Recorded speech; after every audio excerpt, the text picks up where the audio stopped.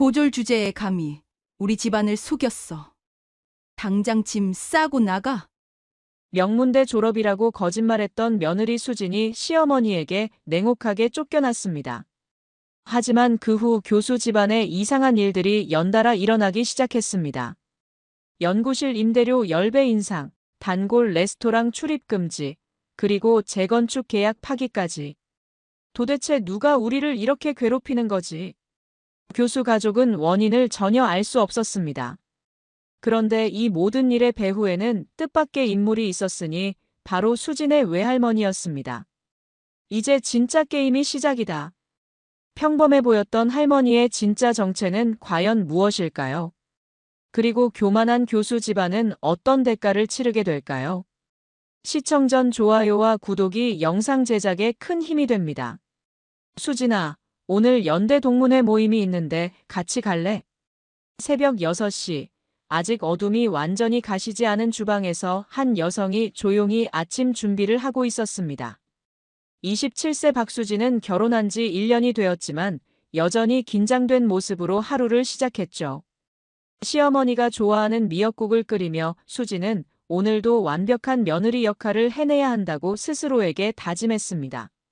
아니면 안 돼. 절대로. 수진의 마음속에는 늘 이런 강박이 자리 잡고 있었거든요. 그 이유는 단 하나, 자신이 연세대 졸업이라고 거짓말을 했기 때문이었습니다. 실제로는 고등학교만 졸업한 수진이었지만 남편 이태민과 처음 만났을 때 위조된 졸업장을 보여줬었죠.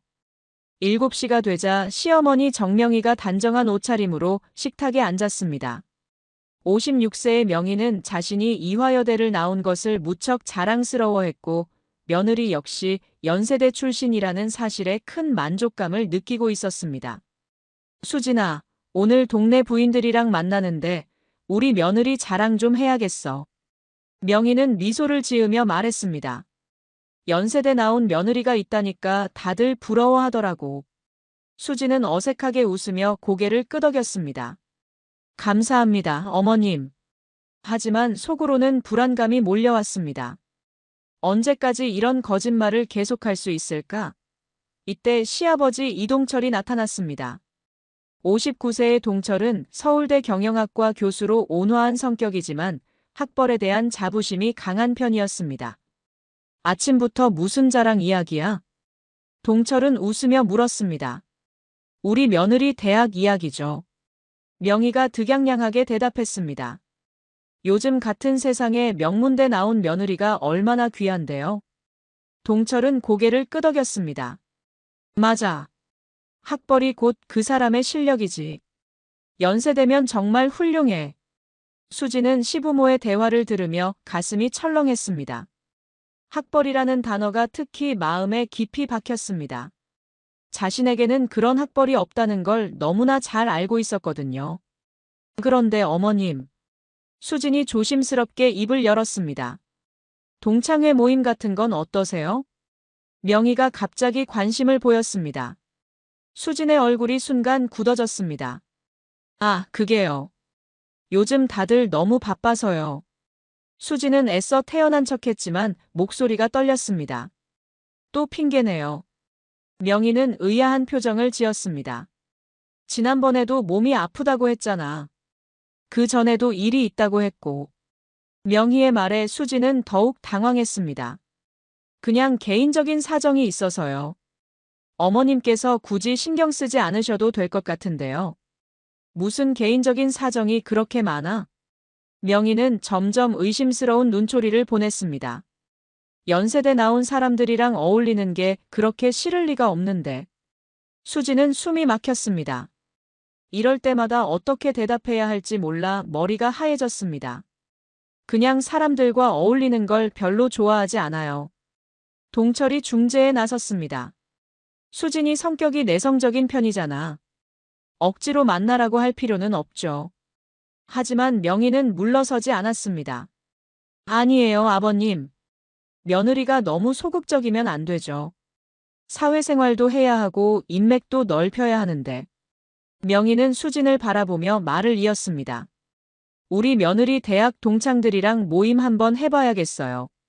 제가 직접 연락해서 자리를 만들어 볼까요? 수진의 얼굴이 창백해졌습니다. 아니에요, 어머님. 정말 괜찮습니다.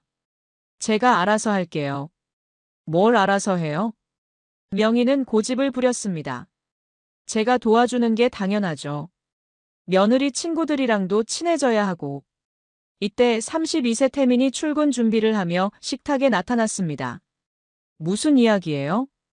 태민은 상황을 파악하지 못한 채 물었습니다. 수진이 동창회 이야기예요. 명희가 설명했습니다. 우리 며느리가 너무 소극적이라서 제가 좀 도와주려고요. 태민은 수진의 표정을 살폈습니다. 아내가 왜 이렇게 불편해하는지 이해하지 못했지만 뭔가 이상하다는 느낌은 받았습니다. 어머님, 수진이가 싫어하면 억지로 하지 않아도 되지 않을까요? 태민이 조심스럽게 말했습니다. 그런 게 아니야. 명희는 단호했습니다. 며느리가 사회생활을 제대로 해야 우리 가문의 체면도 서는 거잖아. 수진은 더 이상 참을 수 없었습니다. 어머님, 정말 개인적으로 처리하고 싶어요. 제발 이해해 주세요. 수진의 간절한 목소리에 명희는 잠시 멈칫했습니다. 하지만 곧 의심스러운 표정을 지었습니다. 뭔가 숨기는 게 있는 것 같은데요. 아무것도 숨기는 게 없어요. 수진은 억지로 웃어 보였습니다. 그냥 낯을 많이 가려서 그래요. 명희는 여전히 납득하지 못한 표정이었습니다. 명문대 나온 사람이 그렇게 소극적일 리가 없는데. 보통은 자신감도 있고 적극적이잖아. 수진의 심장이 빠르게 뛰었습니다. 어머니의 말이 너무나 정확한 지적이었거든요. 실제로 명문대를 나온 사람들은 대부분 자신감이 넘쳤죠. 하지만 자신은 그런 배경도 없고 자신감도 없었습니다. 사람마다 다르죠. 수진은 겨우 대답했습니다. 저는 원래 이런 성격이에요. 태민 씨도 알고 계시잖아요. 태민은 고개를 끄덕였습니다. 맞아요, 어머님. 수진이는 원래 조용한 편이에요. 그래도 이상해요. 명희는 포기하지 않았습니다. 대학 시절 친구들과 연락도 안 하고 졸업 앨범도 없고. 너무 이상하다고요. 수진은 식은땀이 났습니다. 졸업 앨범은 이사하면서 잃어버렸어요. 친구들과는 각자 바빠서 연락이 뜸해진 거고요. 그런 일이 어디 있어요? 명희는 믿지 않는 표정이었습니다. 아무리 바빠도 한두 명은 연락하고 지내잖아요. 수진은 더 이상 변명할 말이 없었습니다. 그냥 그렇게 됐어요. 어머님께서 자꾸 이런 식으로 물어보시면 저도 힘들어요. 명희는 수진의 반응에 더욱 의심스러워했습니다. 왜 힘들어요? 당당하게 대답하면 되는 거 아닌가요? 동철이 다시 중재에 나섰습니다. 자꾸 그러지 말아요. 수진이가 부담스러워하잖아요. 하지만 명희는 물러서지 않았습니다. 아버님은 모르세요. 며느리가 이상하게 행동한다고요. 뭔가 숨기는 게 분명해요. 수진은 견딜 수 없어 자리에서 일어났습니다. 먼저 일어나겠어요. 출근 준비해야 해서요. 태민도 함께 일어나며 아내를 따라 나섰습니다. 수진은 방으로 들어가자마자 거울 앞에 서서 자신의 모습을 바라봤습니다. 창백한 얼굴과 불안한 눈빛이 그대로 드러나 있었습니다. 언젠가는 들킬 텐데. 수진은 한숨을 내쉬며 중얼거렸습니다. 어떡하지? 이런 식으로 계속 살 수는 없는데. 며칠 후 명희는 백화점에서 쇼핑을 하고 있었습니다. 평소처럼 동네 부인들과 함께 나온 자리였죠. 명희는 오늘도 며느리 자랑을 늘어놓을 생각에 기분이 좋았습니다. 우리 며느리가 연세대 나왔다니까 다들 부러워해요. 명희는 자랑스럽게 말했습니다. 요즘 같은 세상에 명문대 나온 며느리 구하기가 얼마나 어려운데요. 그런데 화장품 코너에서 우연히 한 여성과 마주쳤습니다. 어머, 혹시 수진이 시어머니세요? 그 여성이 명희에게 다가와 말을 걸었습니다. 28세 정도로 보이는 그 여성은 밝은 미소를 지으며 인사했습니다. 네, 맞는데요. 당신은 누구시죠? 명희는 의아해하며 물었습니다. 저는 수진이랑 고등학교 동창인 김현주예요. 현주는 환하게 웃으며 말했습니다. 수진이가 정말 좋은 곳에 시집 갔더라고요. 부러워요. 명희의 얼굴이 순간 굳어졌습니다. 고등학교 동창이라고요? 네, 저희 같은 반이었어요. 현주는 아무것도 모른 채 계속 말했습니다. 수진이가 결혼한다고 했을 때 정말 축하해줬거든요. 고등학교 때부터 워낙 착했어요. 명희는 머리가 하얘졌습니다. 잠깐만요. 수진이가 고등학교 동창이라고요? 그럼 대학은요? 현주는 당황스러운 표정을 지었습니다. 대학이요? 수진이는 고등학교 졸업하고 바로 취업했는데요. 대학은 안 갔어요. 명희의 얼굴이 창백해졌습니다. 뭐라고요? 그게 무슨 말이에요? 혹시 제가 다른 수진이와 착각한 건가요? 현주도 이상하다는 표정을 지었습니다. 박수진 맞죠? 키 크고 얌전하게 생긴. 맞아요, 박수진이에요. 명희는 떨리는 목소리로 대답했습니다. 그럼 정말 고등학교만 나왔다는 거예요? 네, 그렇죠. 현주는 확신에 찬 목소리로 말했습니다. 저희 같이 졸업했는걸요. 수진이가 대학 간다고 하신 건가요? 명희는 더 이상 말할 수 없었습니다. 머리가 핑 돌았습니다. 지난 1년 동안 자신이 얼마나 큰 거짓말에 속았는지 깨달았거든요. 저기 죄송한데 급한 일이 생겨서요. 명희는 급히 자리를 뜨려 했습니다. 네. 그럼 수진이한테 안부 전해주세요. 현주는 환하게 웃으며 인사했습니다. 명희는 집으로 돌아가는 내내 분노로 떨었습니다. 고졸 주제에 감히 우리 가문을 속였다고. 명희는 이를 악물었습니다. 집에 도착하자마자 명희는 수진을 불렀습니다. 수진아, 어서 와봐. 수진은 명희의 차가운 목소리를 듣고 불안해졌습니다. 무슨 일이세요, 어머님? 너 오늘 백화점에서 김현주라는 애를 만났어. 명희가 차갑게 말했습니다. 수진의 얼굴이 하얗게 변했습니다. 현주요? 그래, 내 고등학교 동창이라더라. 명희는 수진을 노려봤습니다. 설명해봐. 수진은 떨리는 입술로 말했습니다. 어머님, 그게요. 너 대학 안 갔지? 명희가 단도직입적으로 물었습니다. 고등학교만 졸업했지? 수진은 더 이상 거짓말할 수 없었습니다. 눈물이 흘러내렸습니다. 죄송해요, 어머님. 고졸 주제에 감히 우리 가문을 속였어. 명희는 소리를 질렀습니다. 1년 동안 나를 바보로 만들었다고. 이때 동철과 태민이 급히 나타났습니다. 무슨 일이야? 동철이 놀라며 물었습니다. 여보, 우리 며느리가 고졸이래요.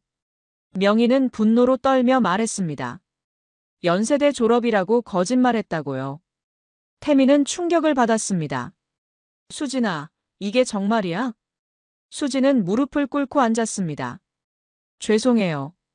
정말 죄송해요. 처음에는 그냥 작은 거짓말이었는데. 작은 거짓말? 명희는 비웃었습니다. 졸업장까지 위조해놓고 작은 거짓말이라고. 수진은 계속 고개를 숙였습니다. 정말 미안해요. 사랑한다고 말할 용기가 없어서 그랬어요. 사랑? 명희는 코웃음을 쳤습니다. 거짓말로 시작된 게 무슨 사랑이야? 어머님, 그래도 수진이는. 태민이 말리려 했지만 명희는 들으려 하지 않았습니다. 너도 속은 거야, 태민아. 1년 동안 우리 모두가 속은 거라고. 동철이 중재하려 했습니다. 자, 이제 됐으니까 차근차근 얘기해보자. 아버님도 빠져요. 명희는 단호했습니다. 이건 용서할 수 없는 일이에요. 우리 가문의 체면을 완전히 무너뜨렸어요. 수진은 계속 사과했습니다.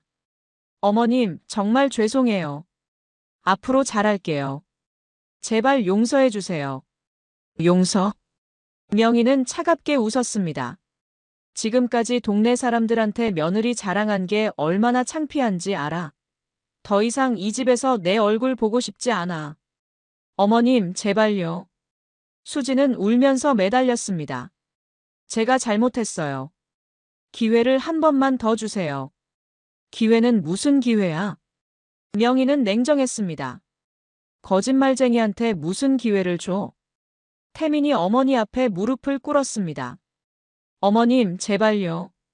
수진이를 용서해 주세요. 저도 수진이를 사랑해요.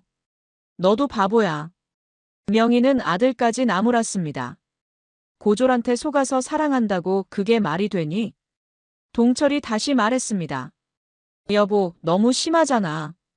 아무리 그래도 가족인데. 가족? 명희는 비웃었습니다.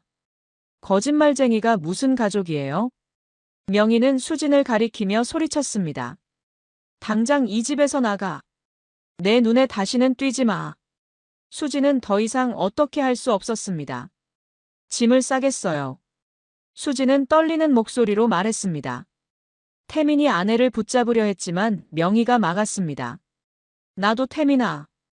거짓말쟁이랑 같이 살 수는 없어. 수진은 방으로 들어가 간단한 짐을 쌌습니다. 1년 동안 살던 집을 떠나야 한다는 현실이 믿어지지 않았습니다. 태민이 방으로 들어왔습니다. 수진아, 미안해. 내가 어머니를 설득해 볼게. 아니에요. 수진은 고개를 저었습니다. 제가 잘못한 거예요. 당연한 결과죠. 하지만 난 널 사랑해. 태민은 아내를 안으려 했지만 수진은 물러섰습니다. 저도 당신을 사랑해요. 하지만 이제 그만해야 할 것 같아요. 수진은 짐을 들고 집을 나섰습니다. 명희는 끝까지 냉정한 표정으로 지켜봤습니다. 다시는 돌아오지 마. 명희의 차가운 목소리가 수진의 등 뒤에서 들렸습니다. 수진은 돌아보지 않고 집을 떠났습니다. 1년간의 결혼 생활이 이렇게 끝나는 줄은 몰랐습니다. 수진은 작은 가방 하나만 들고 거리를 헤맸습니다. 갈 곳이 없었습니다. 친정에 전화를 걸어봤지만 어머니의 반응은 차가웠습니다. 왜 거짓말을 했니? 어머니도 수진을 원망했습니다. 우리도 창피해서 어떻게 동네 사람들 얼굴을 보고 살겠니? 수진은 친정에서도 외면당했습니다. 결국 수진은 작은 고시텔을 찾았습니다. 월세가 저렴한 곳이었지만 그나마 머물 수 있는 유일한 장소였거든요. 고시텔 사장인 김정순이 수진을 맞았습니다. 68세의 정순은 인자한 인상의 할머니였습니다. 아이고, 이렇게 어린 것이 왜 이런 곳에 와? 정순은 수진을 보며 안타까워했습니다. 수진은 사정을 간단히 설명했습니다. 물론 학력 사기에 대한 이야기는 하지 않았지만요. 시어머니와 갈등이 있어서 잠시 나와 있는 거라고만 했습니다. 요즘 시어머니들이 참 무정해. 정수는 고개를 저었습니다. 사람이 중요하지 학벌이 뭐가 중요해. 며느리를 이해하려고 노력해야 하는데. 정순의 따뜻한 말에 수진은 눈물이 났습니다. 감사해요. 정말 감사해요. 뭘 고마워해. 정수는 수진의 어깨를 두드렸습니다. 힘든 일 있으면 언제든 말해. 내가 도와줄 수 있는 건 도와줄 테니까. 수진은 고시텔 방을 정리하고 일자리를 찾기 시작했습니다. 고등학교만 졸업한 27세 여성이 할 수 있는 일은 많지 않았습니다. 결국 편의점 야간 아르바이트를 구했습니다. 밤 10시부터 아침 6시까지 일하는 힘든 일이었지만 선택의 여지가 없었습니다. 며칠 후 태민이 고시텔을 찾아왔습니다. 수진아, 집으로 돌아가자. 태민은 간절한 목소리로 말했습니다. 어머니한테 계속 말씀드리고 있어. 시간이 지나면 마음이 풀리실 거야. 수진은 고개를 저었습니다. 안 돼요. 어머님 말씀이 맞아요. 제가 거짓말쟁이에요. 그래도 난 널 사랑한다고. 태민은 아내의 손을 잡으려 했지만 수진은 피했습니다. 저도 당신을 사랑해요. 하지만 이제 그만해야 해요. 왜? 태민은 이해할 수 없다는 표정이었습니다. 사랑하면 되는 거 아니야? 사랑만으로는 안 되는 일도 있어요. 수진은 슬픈 미소를 지었습니다. 전 당신에게 어울리지 않는 사람이에요. 그런 소리 하지 마. 태민은 답답해했습니다. 학력이 뭐가 중요해? 중요해요. 수진은 단호했습니다. 저는 평생 당신 가족들 앞에서 떳떳하지 못할 거예요. 그게 얼마나 힘든지 당신은 몰라요. 태민은 더 이상 할 말이 없었습니다. 결국 혼자 돌아갔습니다. 수지는 태민이 떠난 후 편의점으로 출근했습니다. 야간 근무는 생각보다 힘들었습니다. 술 취한 손님들도 많고 진상 손님들도 있었거든요. 하지만 수지는 참고 견뎠습니다. 다른 선택이 없었습니다. 정수는 수진이 밤 늦게 들어오는 것을 보고 걱정했습니다. 밥은 먹고 다니니? 정수는 다음 날 아침 수진에게 물었습니다.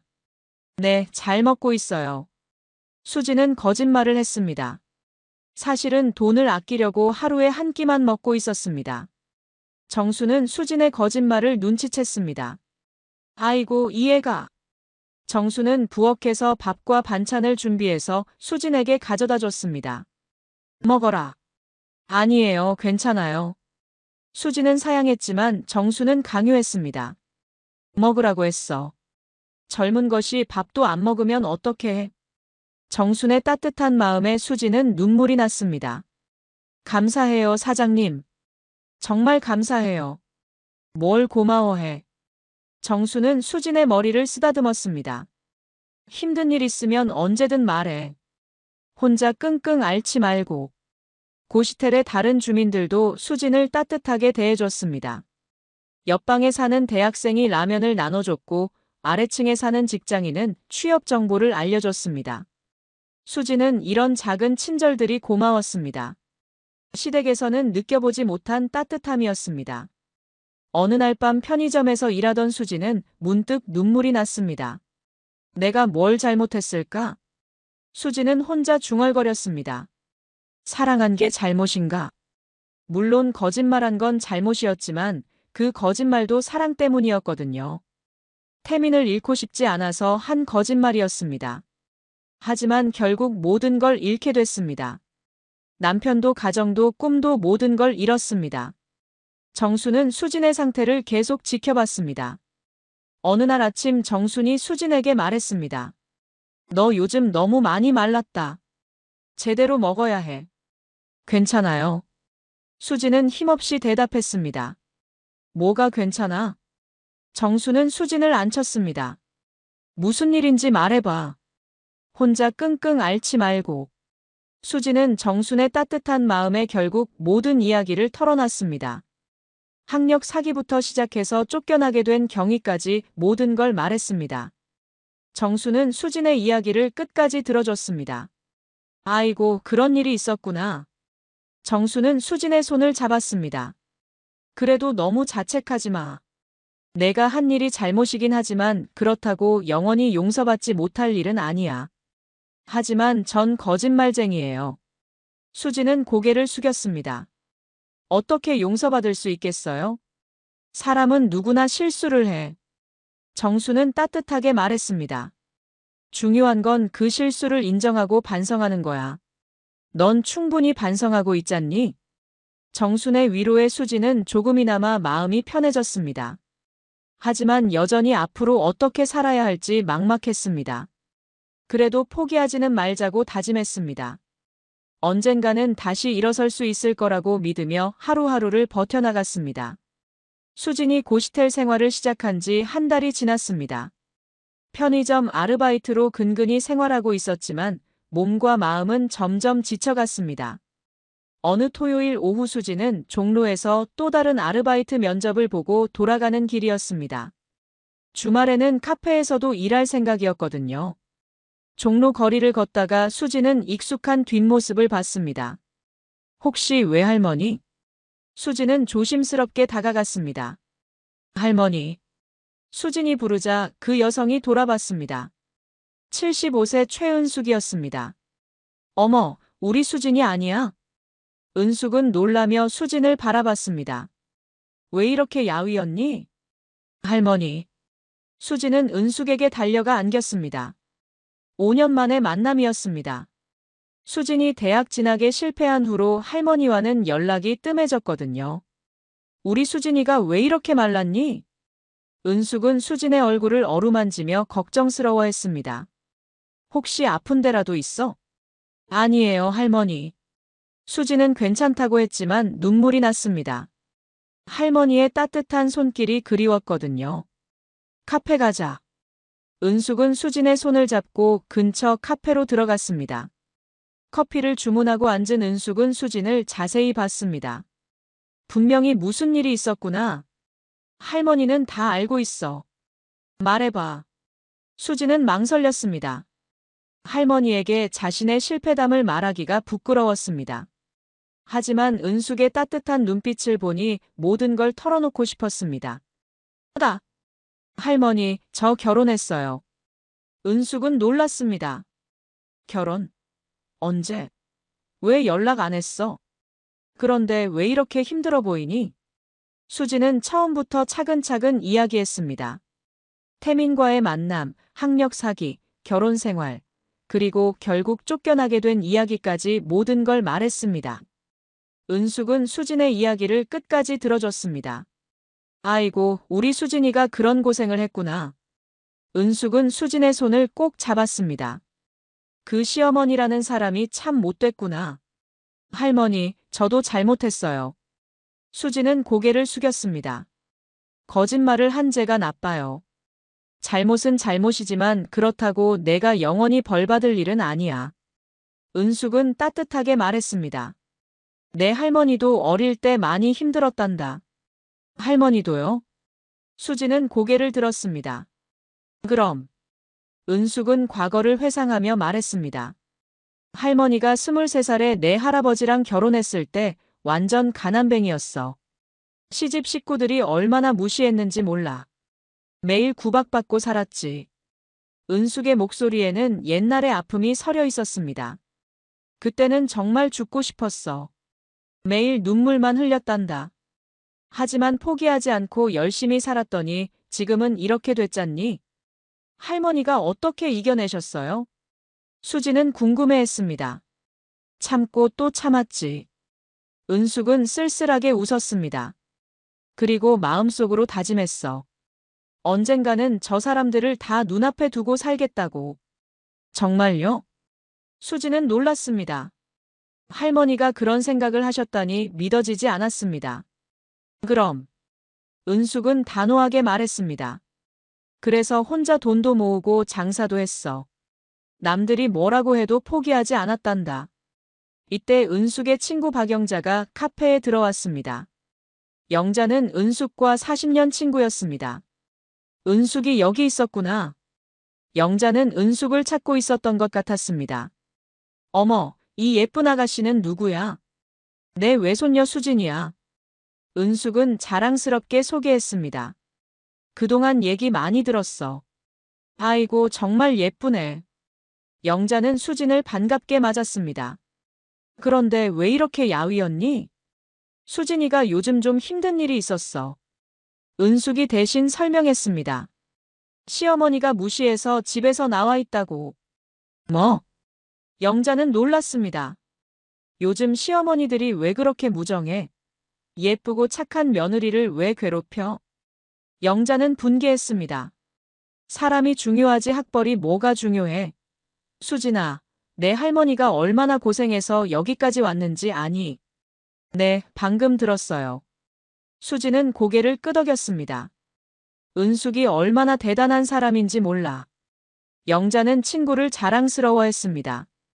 아무것도 없이 시작해서 지금은 종로 일대에서 제일 똑똑한 사람이야.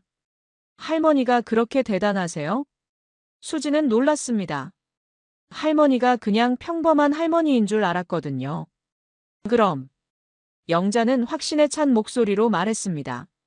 내 할머니 덕분에 나도 이렇게 잘 살고 있어. 은숙은 영자를 말렸습니다. 그만해 영자야. 애가 부담스러워할 거야. 하지만 영자는 계속 말했습니다. 수진아, 내 할머니는 정말 대단한 분이야. 포기하지 않고 열심히 사는 법을 배워야 해. 수지는 할머니와 영자의 이야기를 들으며 마음이 조금씩 편해졌습니다.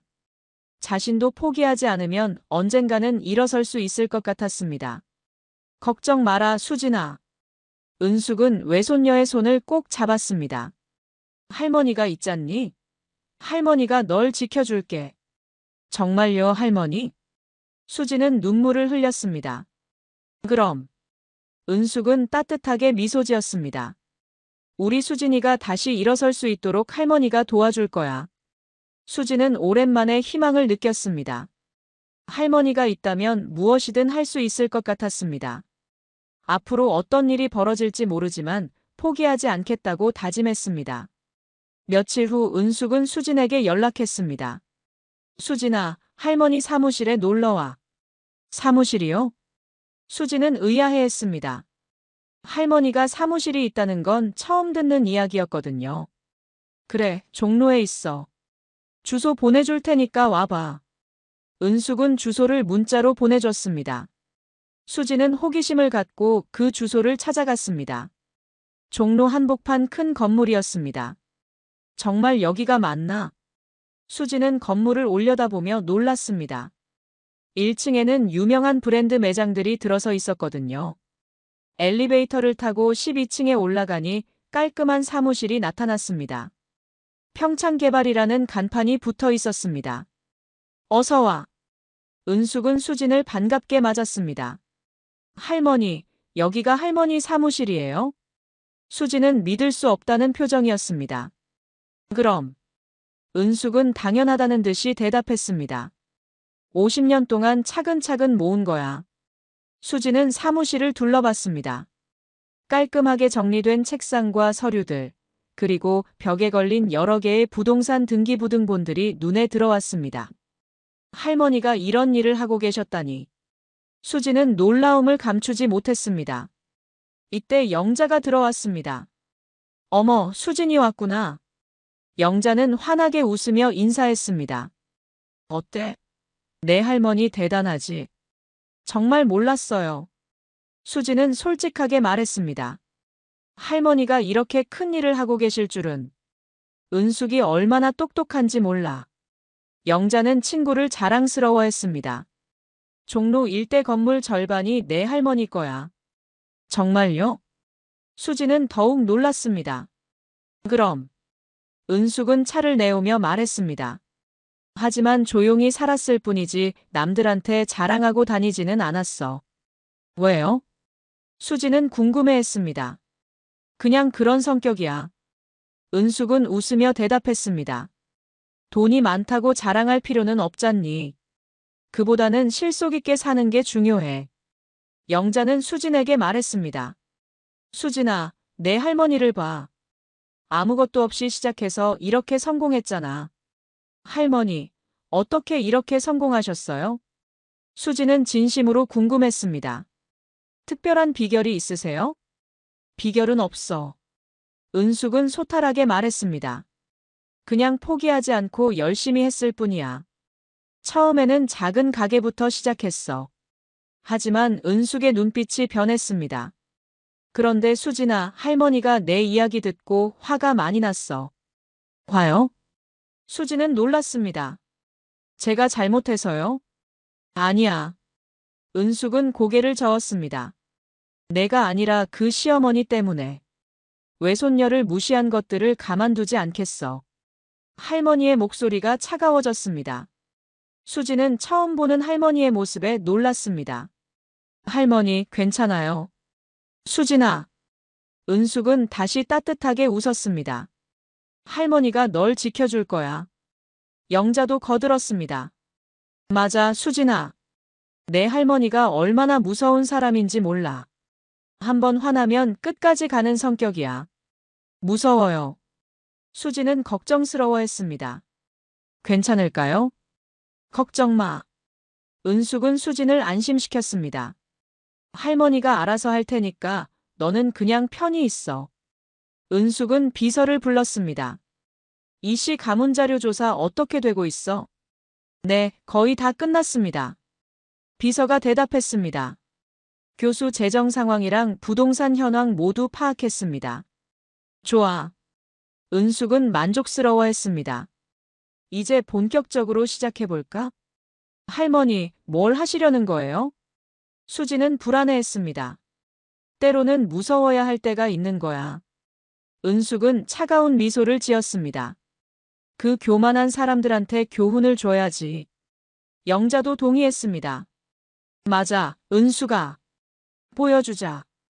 고작 명문대 나왔다고 다른 사람 무시하는 것들한테. 수지는 할머니들의 대화를 들으며 걱정이 되었습니다. 하지만 한편으로는 든든했습니다. 자신을 지켜줄 사람이 있다는 게 고마웠거든요. 할머니, 정말 괜찮을까요? 수지는 다시 한번 물었습니다. 걱정 마, 수진아. 은숙은 외손녀를 안심시켰습니다. 할머니가 하는 일에는 이유가 있어. 그 사람들이 반성할 때까지 계속할 거야. 영자가 덧붙였습니다. 수진아, 내 할머니는 절대 나쁜 일은 안 해. 그냥 정당한 방법으로 교훈만 주는 거야. 정당한 방법이요? 수지는 궁금해했습니다. 그럼. 은숙은 자신있게 말했습니다. 할머니는 떳떳하게 벌어들인 돈으로 정당하게 사업을 하고 있어. 누구에게도 피해주지 않아. 그렇다면 괜찮을 것 같아요. 수지는 조금 안심했습니다. 그렇지. 영자가 격려했습니다. 내 할머니를 믿어. 분명히 좋은 결과가 있을 거야. 은숙은 수진에게 말했습니다. 수진아, 너는 그냥 편히 있어. 할머니가 모든 걸 해결해 줄 테니까. 고마워요, 할머니. 수지는 눈물을 흘렸습니다. 정말 고마워요. 뭘 고마워해. 은숙은 외손녀를 꼭 안아줬습니다. 할머니가 있잖니? 이제 진짜 게임이 시작이다. 은숙은 창밖을 바라보며 차가운 미소를 지었습니다. 영자도 옆에서 미소 지었습니다. 그래, 보여주자.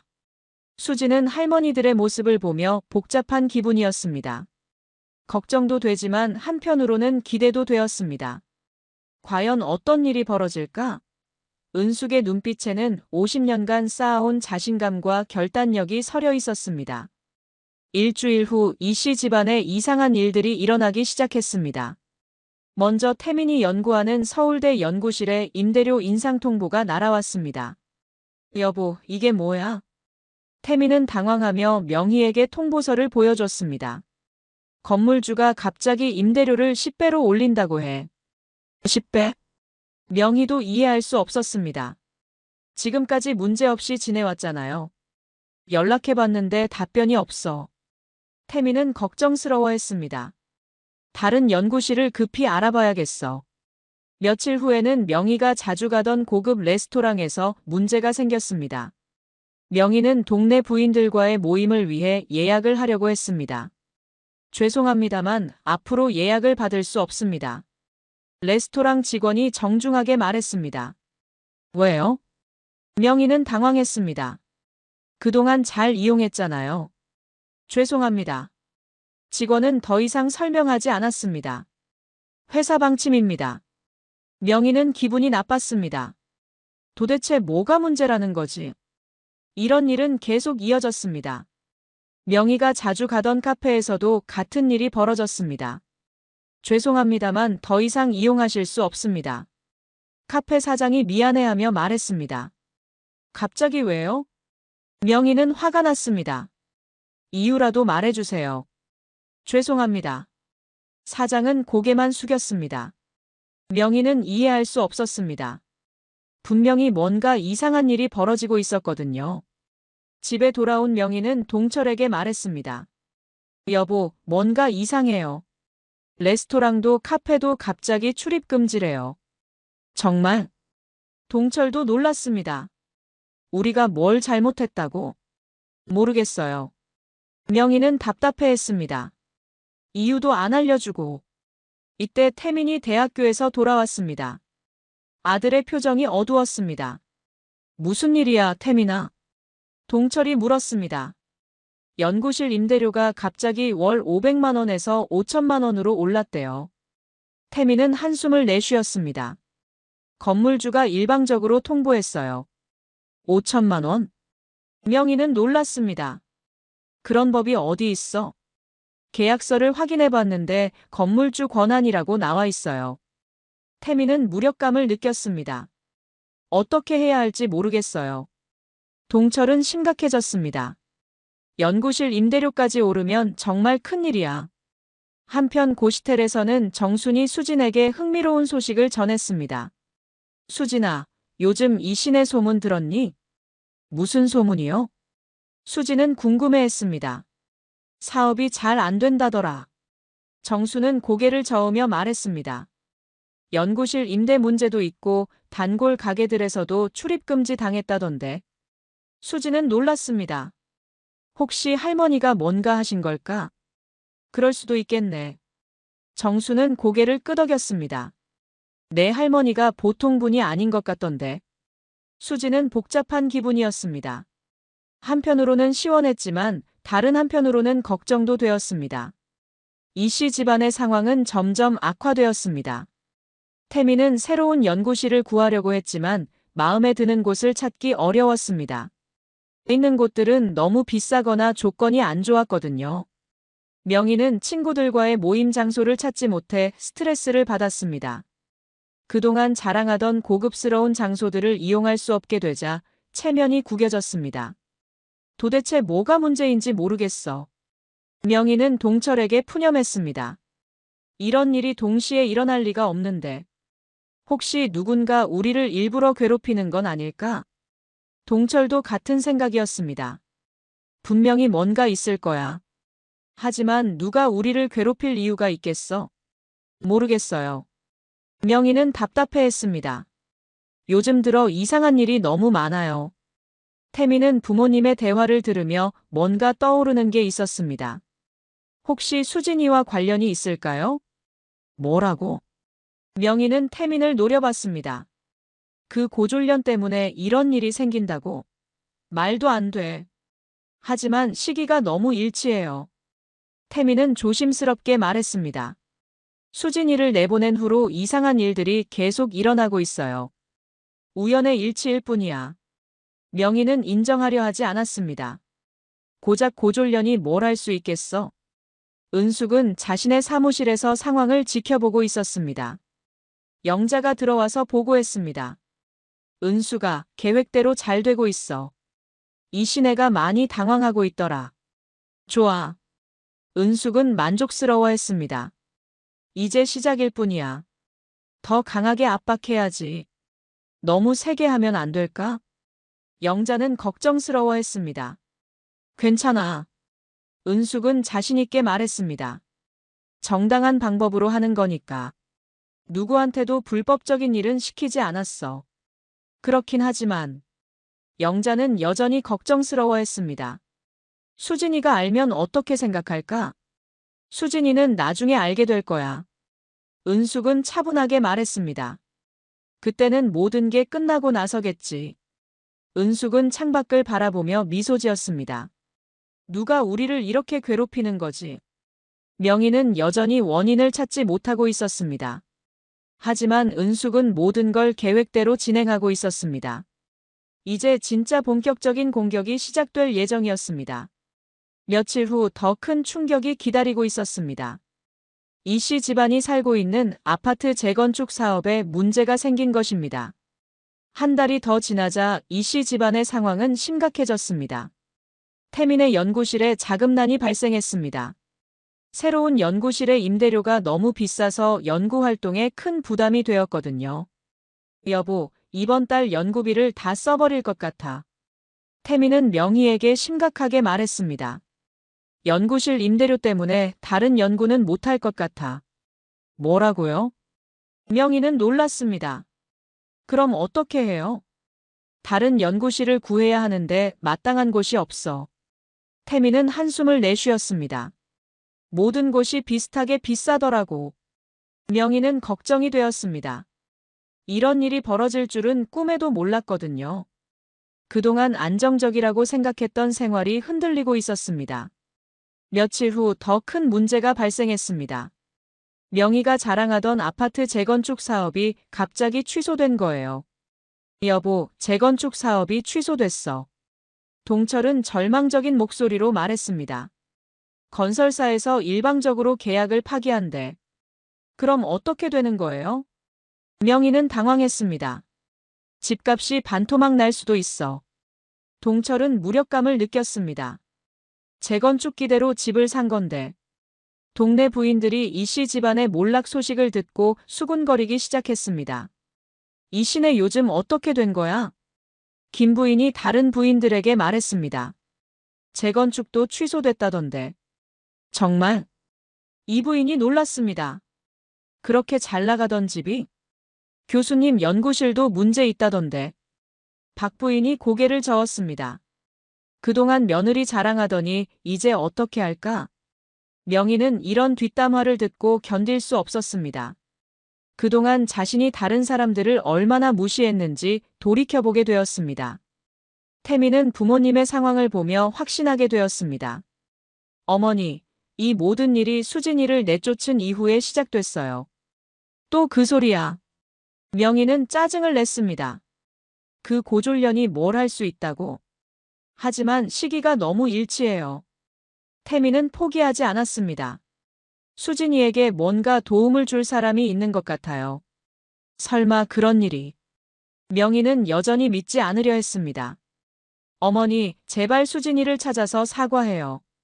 태미는 무릎을 꿇었습니다. 이 상황을 끝낼 수 있는 방법은 그거밖에 없어요. 동철도 아들의 말에 동의했습니다. 태민 말이 맞는 것 같아. 우리가 수진이에게 너무했어. 두 분 다 정신이 나갔어요. 명희는 화를 냈습니다. 고작 고졸년한테 무릎 꿇으라고. 그래도 우리 며느리잖아. 동철은 아내를 설득하려 했습니다. 잘못한 건 우리야. 내가 왜? 명희는 고집을 부렸습니다. 거짓말한 건 수진이야. 내가 뭘 잘못했어? 한편 은숙은 영자와 함께 상황을 점검하고 있었습니다. 은숙아, 이제 그만하면 되지 않을까? 영자는 걱정스러워했습니다. 이 시내가 많이 힘들어하고 있잖아. 아직이야. 은숙은 고개를 저었습니다. 진심으로 뉘우치지 않았어. 아직 오만함이 남아있다고. 어떻게 알아? 영자가 물었습니다. 며느리를 찾아서 사과하지 않는 걸 보면 알 수 있어. 은숙은 단호했습니다. 진짜 반성하면 무릎 꿇고라도 사과할 텐데. 그렇긴 하지만 너무 세게 하는 건 아닐까? 영자는 여전히 걱정스러워했습니다. 조금만 더. 은숙은 마음을 굳혔습니다.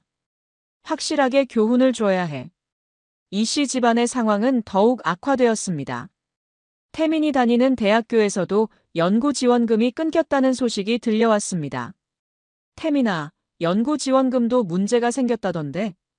동철이 아들에게 물었습니다. 네, 갑자기 심사 기준이 바뀌었다고 해요.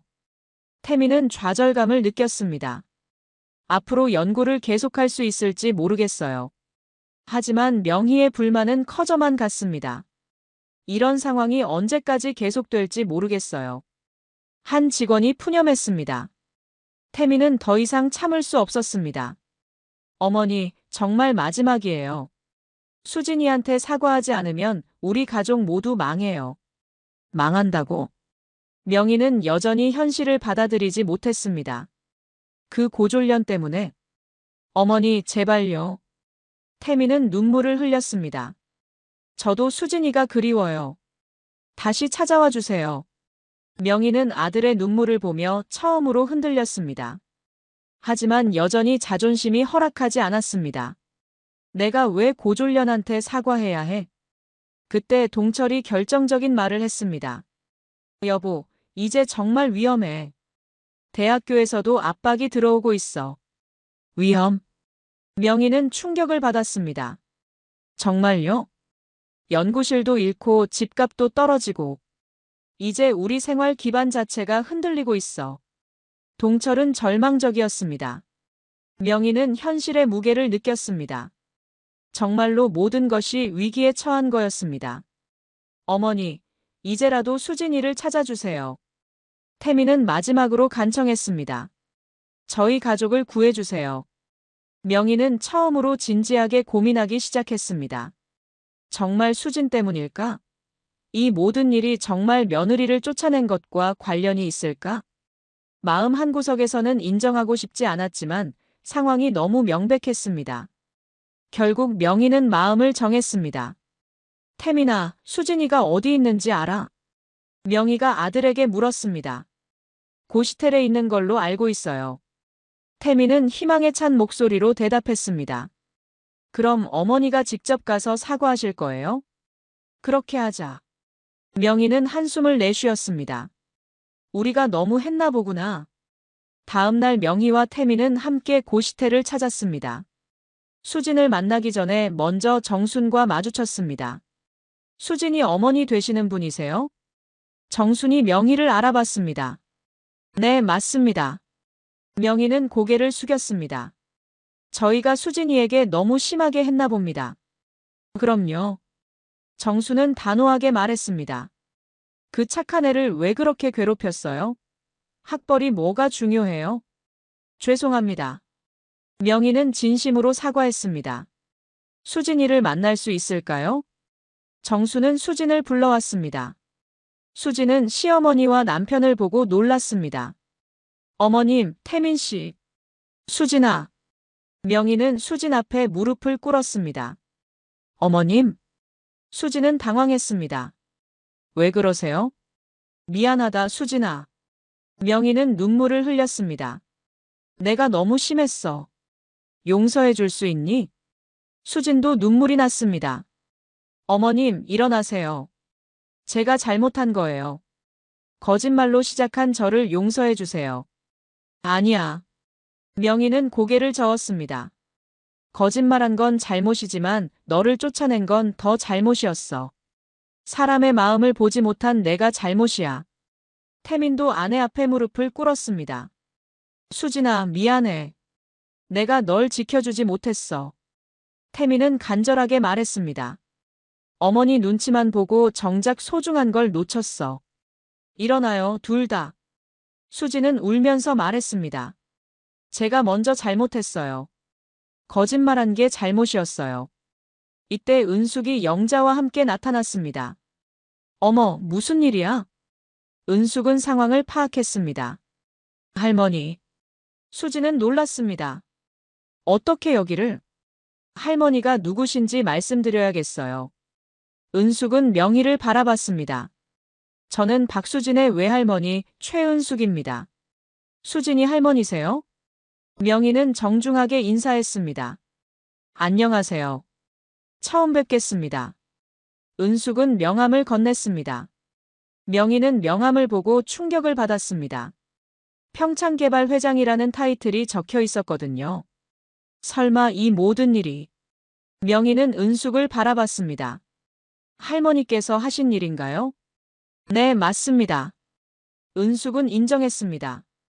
제가 한 일이에요. 외손녀를 무시한 대가였습니다.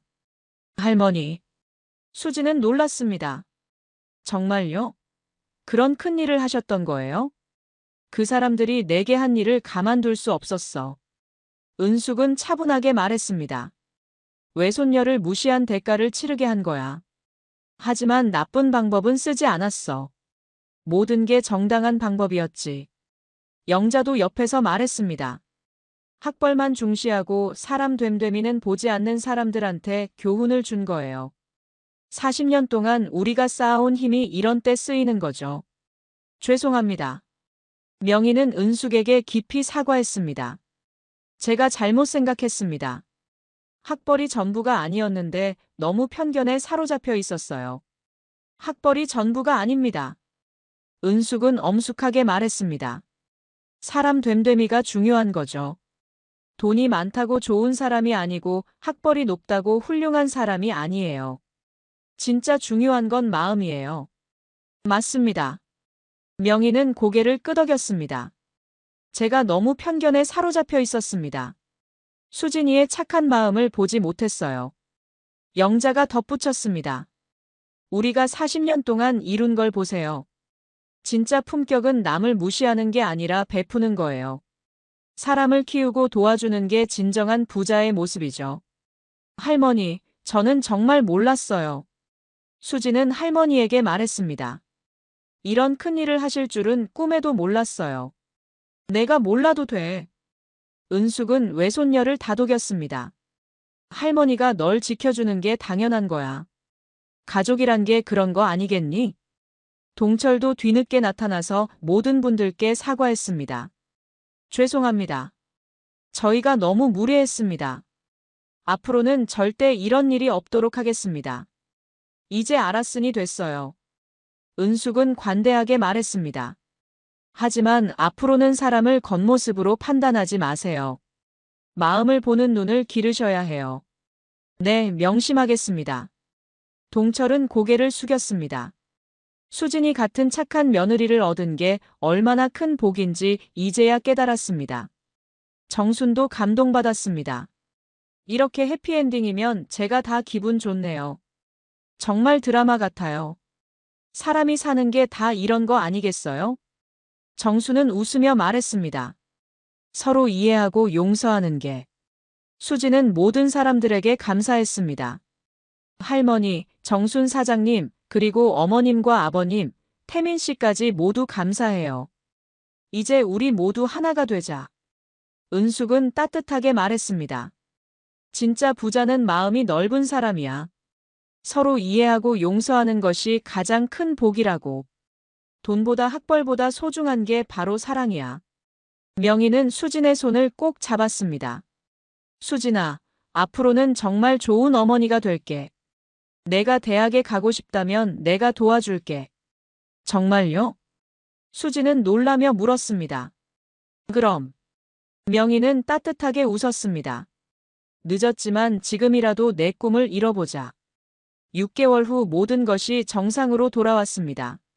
수지는 명희의 전폭적인 지원으로 방송통신대학교에 진학했습니다. 이번에는 정말 열심히 공부하겠다고 다짐했습니다.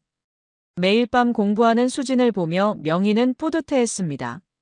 명희는 동네에서 며느리 자랑을 하고 다녔습니다. 우리 며느리가 얼마나 착한지 몰라요. 진짜 보석 같은 아이예요. 대학도 다니면서 집안일도 완벽하게 해내고. 은숙과 영자는 수진의 새로운 출발을 보며 뿌듯해했습니다. 역시 선한 마음이 이기는구나. 영자가 말했습니다. 수진이가 이렇게 행복해하는 모습을 보니 우리가 한 일이 보람 있어. 그렇지. 은숙은 만족스러워했습니다. 이제 우리 수진이가 정말 행복할 거야. 진짜 가족이 뭔지 모두가 깨달았으니까. 수진은 할머니에게 감사 인사를 했습니다. 할머니 덕분에 새로운 가족을 얻었어요. 정말 감사해요. 할머니가 아니었다면 저는 계속 혼자였을 거예요. 그건 내 착한 마음 때문이야. 은숙은 외손녀를 자랑스러워했습니다. 할머니는 그냥 도와준 것뿐이야. 내가 포기하지 않고 꿋꿋하게 견뎠기 때문에 이런 결과가 나온 거야. 이제 모든 가족이 화목하게 지내게 되었습니다. 학벌보다 중요한 건 사람의 마음이라는 걸 깨달은 따뜻한 결말이었습니다. 진정한 가족의 의미와 사랑의 힘을 보여준 감동적인 이야기가 막을 내렸습니다. 오늘 이야기 좋으셨다면 구독, 댓글, 알람 설정 부탁드립니다. 여러분의 소중한 댓글 하나가 영상 제작에 큰 힘이 됩니다. 감사합니다.